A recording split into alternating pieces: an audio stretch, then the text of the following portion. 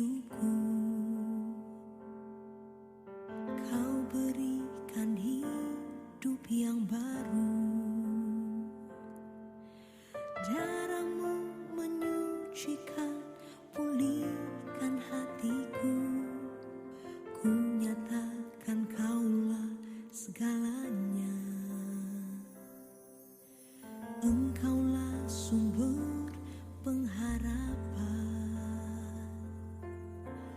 Kuasa-Mu sanggup menyembuhkan.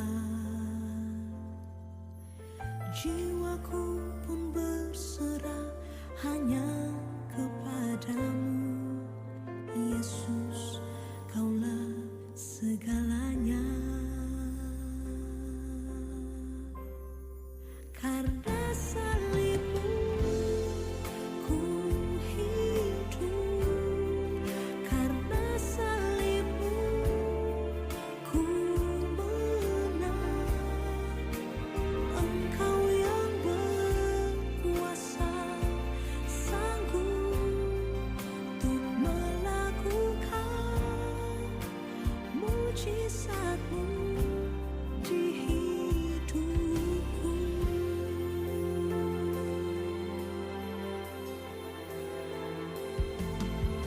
Engkaulah sumber pengharapan. Kuasa-Mu sanggup menyembuhkan. Jiwaku pun berserah hanya kepadamu. Yesus, Kaulah segalanya. Karena salib-Mu ku hidup. Karena salib-Mu ku menang. Engkau yang berkuasa, sanggup untuk melakukan mujizat-Mu. Karena salib-Mu ku hidup. Karena salib-Mu ku menang. Engkau yang berkuasa, sanggup untuk melakukan mujizat-Mu di hidupku. Setiap pujian kami, biarlah Tuhan, inilah menjadi suatu kerinduan kami, menjadi kerinduan setiap kami, untuk kami terus memuji dan membesarkan nama-Mu, Bapa. Walaupun dalam keadaan seperti ini, Tuhan, kami percaya dan punya iman, Tuhan, untuk kami terus berserah kepadamu, untuk kami terus, Tuhan, mengandalkan Engkau dalam kehidupan kami. Turun untuk setiap rencana-Mu dan rencana-Mu yang mulia. Mari semua katakan, dalam suatu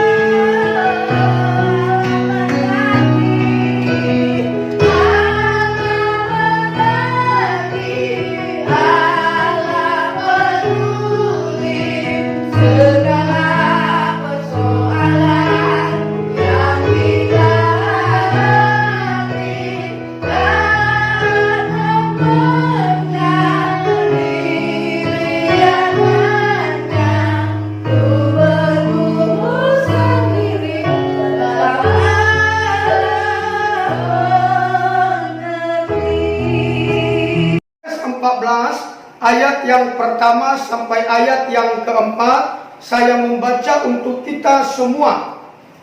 Yohanes 14 ayat yang pertama sampai 4, demikian firman Tuhan. Janganlah gelisah hatimu, percayalah kepada Allah, percayalah juga kepadaku. Di rumah Bapakku banyak tempat tinggal. Jika tidak demikian, tentu aku mengatakannya kepadamu. Sebab aku pergi ke situ untuk menyediakan tempat bagimu.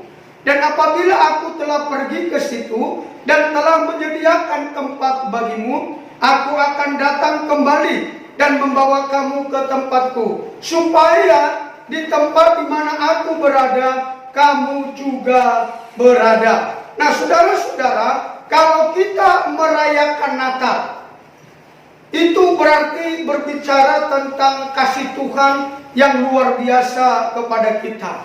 Kalau kita merayakan Paskah, itu juga berbicara tentang kasih Tuhan kepada kita. Dan saya mau katakan bahwa kenaikan Tuhan Yesus juga ke surga juga berbicara tentang kasih Tuhan kepada kita. Bapak Ibu saudara-saudara, Alkitab berkata bahwa Ia menyediakan tempat bagi kita supaya di mana atau di tempat Dia berada, kita juga berada, dan kemana Dia pergi, ke situ juga kita pergi. Artinya Bapak Ibu saudara-saudara, Yesus Kristus menjadi pengantara bagi kita. Dia membawa kita ke tempat yang baik. Dia membawa kita ke tempat yang indah. Dia mempertemukan kita dengan Kristus. Nah, saudara-saudara, mari kita membaca di dalam Ibrani 7 ayat yang ke-25. Ibrani 7 ayat yang ke-25, Alkitab berkata demikian. Karena Ia sanggup juga menyelamatkan dengan sempurna semua orang yang oleh Dia datang kepada Allah, sebab Ia hidup senantiasa untuk menjadi pengantara mereka. Judul firman Tuhan pagi hari ini adalah menjadi pengantara bagi kita. Kristus, Yesus yang kita sebut adalah juru selamat kita, bukan salah satu, tetapi satu-satunya adalah juru selamat kita, satu-satunya pengantara kita dengan Allah. Nah, Bapak Ibu saudara-saudara, Tuhan Yesus sanggup menyelamatkan kita dengan sempurna. Dia menyediakan tempat yang baik, Dia menyediakan tempat yang indah, Dia mempertemukan kita dengan Allah Bapa di surga. Tuhan Yesus sanggup menyelamatkan kita dengan sempurna karena Dia menjadi pengantara bagi kita. Artinya menjadi pendoa syafaat buat kita. Nah, saudara-saudaraku, kalau kita berbicara tentang keselamatan, saudara-saudara berhati-hatilah. Sebab kalau berbicara tentang keselamatan, jangan kita terlalu menganggap remeh. Sekali lagi saya ulangi kalimat ini, saudara-saudara berhati-hatilah. Sebab kalau berbicara tentang keselamatan, jangan kita terlalu menganggap remeh. Karena keselamatan Tuhan berikan secara gratis, di mana ketika kita percaya kepada Yesus, maka kita memperoleh keselamatan. Tetapi ada syarat-syaratnya. Sesudah kita diselamatkan, iman kita menyelamatkan atau memberikan keselamatan kepada kita, tentu ada lagi hal-hal yang kita lakukan, yaitu setia sampai akhir. Dan pada waktu kita menjalani keselamatan ini, perlu kita berhati-hati. Saya menemukan di dalam Alkitab ada 3 hal tentang keselamatan. Di dalam kesempatan ini, ibadah kenaikan Tuhan Yesus ke surga, saya mau menyampaikan 3 hal tentang keselamatan, supaya kita mengerjakan keselamatan itu dengan sungguh-sungguh. supaya kita tidak menganggap remeh tentang keselamatan itu. Yang pertama, berbicara tentang keselamatan, yang pertama adalah di dalam Alkitab. Kalau kita mengingat Matius 7 ayat 21 sampai ayat yang ke-23, Alkitab berkata demikian. Bukan setiap orang yang berseru kepadaku, Tuhan, Tuhan, akan masuk dalam kerajaan surga, melainkan dia yang melakukan kehendak Bapakku yang di surga. Pada hari terakhir banyak orang akan berseru kepadaku, Tuhan, Tuhan, bukankah kami bernubuat demi namamu, dan mengusir setan demi namamu, dan mengadakan banyak mujizat demi namamu juga? Pada waktu itulah aku akan berterus terang kepada mereka, kata Tuhan, aku tidak pernah mengenal kamu. Enahlah daripadaku, kamu sekalian pembuat kejahatan. Saudara-saudara, berbicara tentang keselamatan, yang pertama, orang-orang yang tidak melakukan kehendak Allah, dia tidak memiliki bagian dalam kerajaan surga. Maka yang pertama, jenis keselamatan saya tulis adalah tidak mendapat keselamatan kalau kita tidak melakukan kehendak Bapa di surga. Saudara-saudara, saya rada-rada ngeri setiap kali membaca ayat ini. Boleh kita membayangkan orang yang sudah bernubuat, yang pernah membuat mujizat dan mengusir setan demi nama Yesus, tetapi Yesus berkata, aku tidak mengenal engkau, enyahlah engkau hai pembuat kejahatan. Ini sangat luar biasa. Oleh karena itu saudara-saudara, mari kita berusaha, mari kita dengan tekun melakukan kehendak Bapa di surga. Karena itu saudara-saudaraku, perhatikanlah perintah-perintah Tuhan dan lakukanlah supaya kita mendapat bagian dalam kerajaan surga. Saudara-saudara, sekali lagi, ini sangat serius. Perhatikan perintah-perintah Tuhan dan lakukan. Contoh dalam Alkitab yang melakukan perintah Allah dalam masanya, saya mengutip dari penghidupan Daud atau kehidupan Daud. Daud adalah pribadi yang luar biasa karena ia melakukan kehendak Allah pada zamannya. Sekarang, apa yang menjadi kehendak Tuhan bagi kita masa ini? Itulah yang perlu kita tangkap dan lakukan. Saudara-saudara, Daud melakukan kehendak Allah pada zamannya. Nah, saudara-saudaraku, contoh atau ilustrasi di dalam Alkitab yang dituliskan yaitu lima gadis yang bijaksana dan 5 gadis yang bodoh. Orang-orang atau yang melakukan kehendak Bapa dikategorikan kepada 5 gadis yang bijaksana. Inilah yang saya maksud melakukan kehendak Bapa. Dalam perumpamaan tentang 10 anak darah, 5 gadis yang bodoh itu tertinggal karena tidak membawa persediaan minyak yang cukup. Kalau kita memulai kekristenan kita, mari kita setia sampai akhir. Apapun tantangan dalam kehidupan kita, saya berdoa, saya berharap kita semua tidak hanya memulai dengan indah, tetapi harus juga mengakhiri dengan indah. Seperti 5 darah yang bijaksana, mereka mempersiapkan hidup mereka dengan baik, sehingga waktu mempelai laki-laki datang menjemput mereka, mereka ikut bagian dalam kerajaan surga. Tetapi gadis bodoh itu, mereka memulai dengan baik, tetapi mereka tidak mengakhiri dengan baik, sehingga mereka tertinggal. Nah, saudara-saudara, apa yang dikatakan Matius 7 ayat 21 sampai 23 ini Mari kita melakukan kehendak Bapa, setia sampai akhir. Kalau kita memulai kekristenan kita dengan baik, jalani dengan baik, dan sampai mengakhiri dengan baik, sehingga kita memperoleh bagian dalam kerajaan surga. Berbicara tentang keselamatan. Keselamatan yang kedua, saya menulisnya adalah hampir-hampir tidak selamat. Kita membaca di dalam 1 Korintus 3 ayat 10 sampai ayat yang ke-15. Sesuai dengan kasih karunia Allah yang dianugerahkannya kepadaku, aku sebagai seorang ahli bangunan yang cakap telah meletakkan dasar, dan orang lain membangun terus di atasnya. Tetapi tiap-tiap orang harus memperhatikan bagaimana ia harus membangun di atasnya.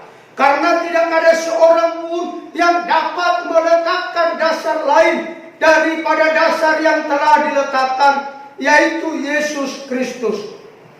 Entahkah orang membangun di atas dasar ini dengan emas, perak, batu permata, kayu, rumput kering atau jerami. Sekali kelak pekerjaan masing-masing orang akan nampak. Karena hari Tuhan akan menyatakan, sebab ia akan nampak dengan api, dan bagaimana pekerjaan masing-masing orang akan diuji oleh api itu.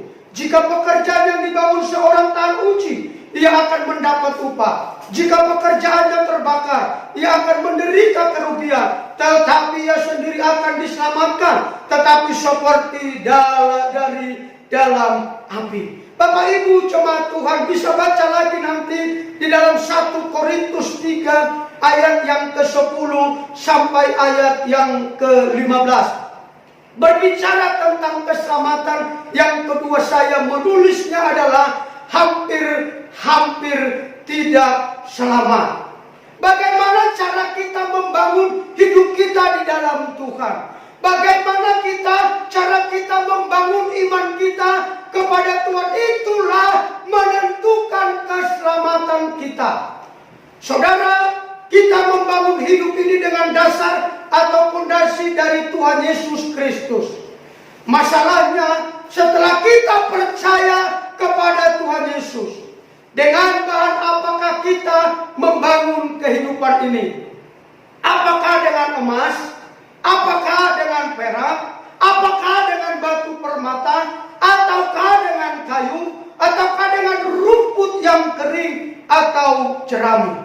Saudara-saudara, dengan bahan apa kita membangun hidup ini sesudah ada dasar fondasi, sesudah kita percaya kepada Kristus? Ini yang disebutkan adalah hampir tidak selamat kalau kita membangun hidup kita di atas fondasi dasar iman kita kepada Kristus dengan rumput kering atau jerami atau dengan kayu, seperti diselamatkan tapi seperti terbakar. Saudara-saudaraku, sebagai hamba Tuhan, saya percaya kalau setiap jemaat ditanya, apakah saudara cinta Yesus? Pasti jawabannya adalah cinta Yesus. Apakah saudara sungguh-sungguh? Pasti jawabannya juga ya, saya sungguh-sungguh. Tetapi yang penting adalah nanti, sesudah di akhir daripada hidup kita, akan diuji dengan api. Kalau terbakar, maka kita seperti membangun rumah kita dengan kayu dan jerami. Akan diuji kelak.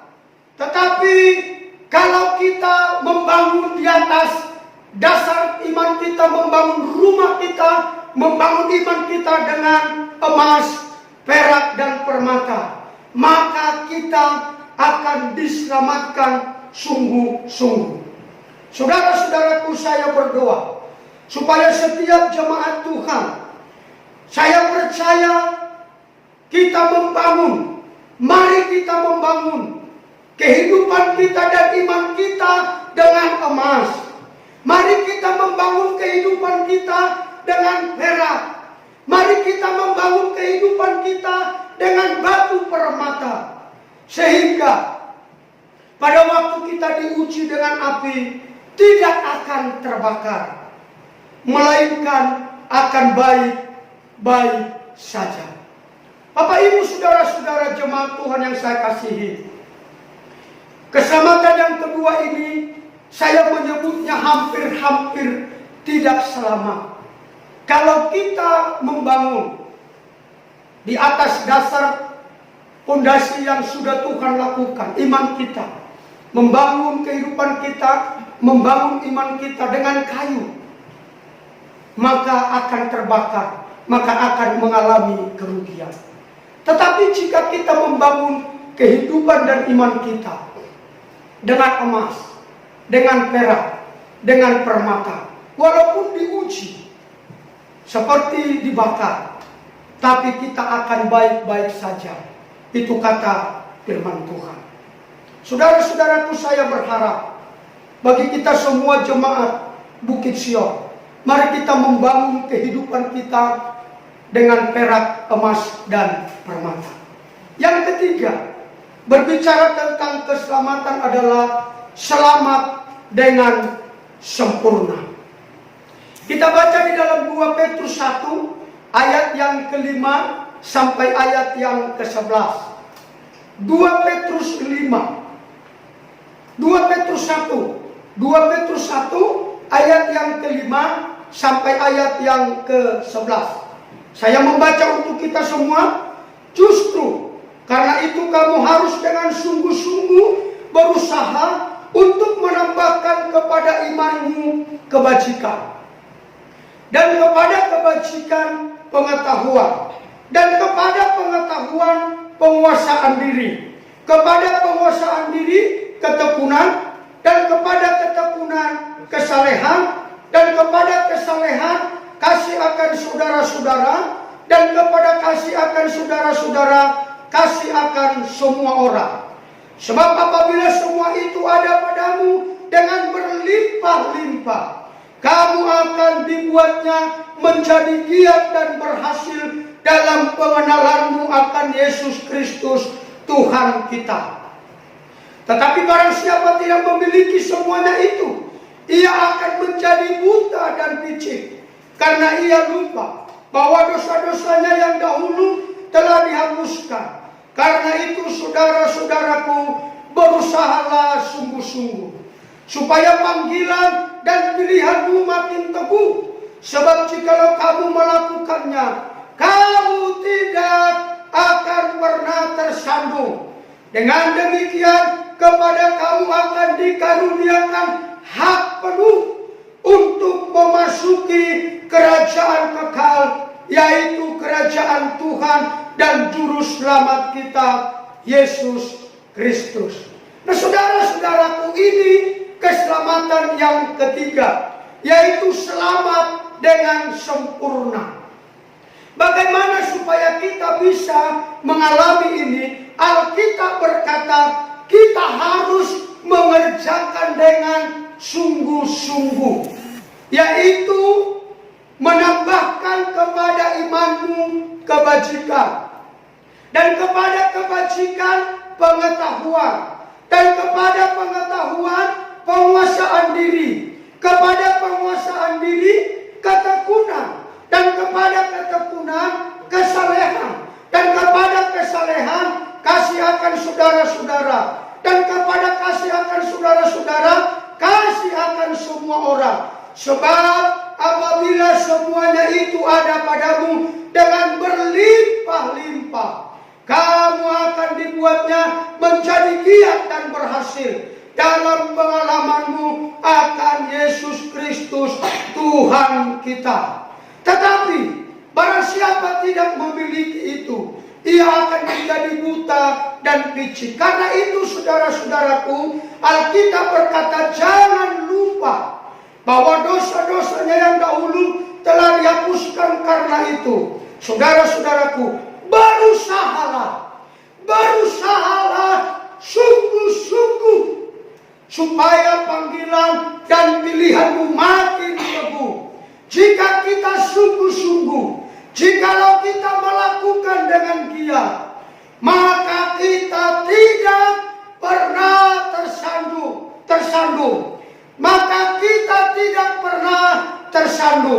Dengan demikian, kepada kita akan dikaruniakan hak penuh untuk memasuki kerajaan Allah. Kita akan dikaruniakan hak penuh untuk memasuki kerajaan Allah. Inilah yang saya sebut keselamatan, selamat dengan sempurna, yaitu kerajaan Tuhan dan Juru Selamat kita, Yesus Kristus.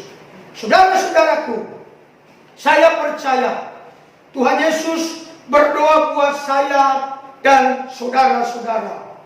Apakah saudara-saudara mau masuk dalam kerajaan Allah dengan hak penuh? Apakah saudara-saudara mau diselamatkan dengan keselamatan penuh? Saudara-saudaraku, saya berdoa buat kita semua. Saudara-saudara, saya berdoa buat kita semua. Mari kita lakukan dengan sungguh-sungguh. Mari kita lakukan dengan tekun. Seperti apa yang dikatakan oleh 2 Petrus 1 ayat yang kelima tadi. Ya, apakah saudara mau selamat dengan sempurna? Katakan, kita harus melakukan dengan sungguh-sungguh. Kebajikan artinya berbuat baik. Pengetahuan artinya belajar firman Tuhan. Penguasaan diri, kita harus memiliki penguasaan diri. Jangan menyimpan akar pahit. Jangan gampang marah. Jangan gampang emosi. Kita harus punya ketekunan. Ketekunan di sini, walaupun kita mengalami ujian, walaupun kita mengalami pencobaan, kita harus tekun dalam iman kita. Jangan pernah menjual imanmu dengan hal apapun. Dengan kedudukan, dengan harta, dengan pasangan hidup. Tetapi yang kau punya harus punya ketekunan di dalam imanmu. Harus punya kesalehan. Artinya kita harus hidup kudus. Kita harus saleh. Kita harus hidup kudus di hadapan Tuhan. Dan kita harus memiliki kasih akan saudara-saudara kita. Kita harus memiliki kasih akan saudara-saudara seiman kita. Dan kasih kepada semua orang. Maka kita akan diselamatkan dengan sempurna. Kasih akan semua orang maksudnya di sini adalah kepada semua orang, tidak pilih bulu. Jangan menganggap orang yang berbeda iman menjadi musuh, jangan. Kita harus menganggap mereka menjadi sahabat.